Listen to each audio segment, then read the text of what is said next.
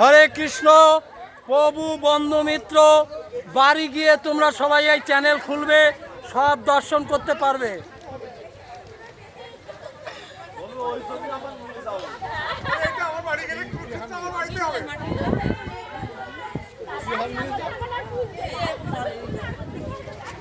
এই জায়গা সব বসে, এই জায়গা সবাই বসে গীতা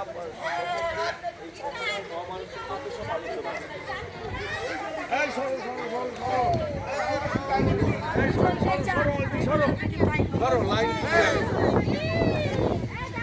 এই চলো এক জায়গায় তো শেষ হয়ে গেল।